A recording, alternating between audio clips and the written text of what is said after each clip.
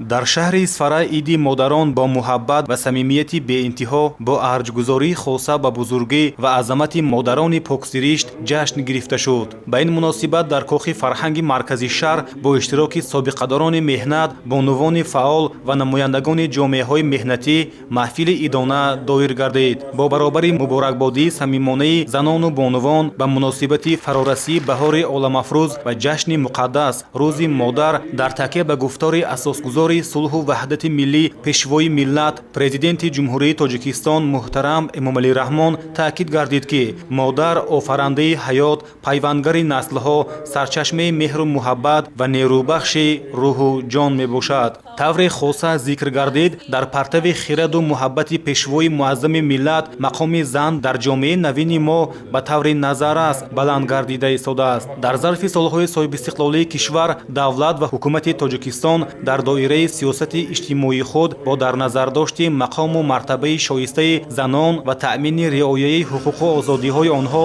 кафолати давлатии баробарҳуқуқии мардону занон, тарбия, интихоб ва ҷобаҷогузории кадрҳои роҳбарикунанда аз ҳисоби занону духтарони лаёқатманд як силсила санадҳои муҳиму чорасозро қабул ва дар амал татбиқ намуд. мавқею мақоми шоиста ва эътибору нуфузи баланде ки имрӯз бонувони Исфара доранд, инчунин намояндагии онҳо дар мақомоти олии қонунгузор, ҳокимияти иҷроия ва дигар сохтору мақомоти давлативу ҷамъиятӣ тақвиятбахшандаи ин гуфтаҳоянд. барномаи ҷолиб ва муассиркунандаи иборат аз суруду таронаҳои тараннумгари заҳмату бузургии зан модар ва қалби саршор аз муҳаббати ӯ табъи ҳозиринро шод гардонид.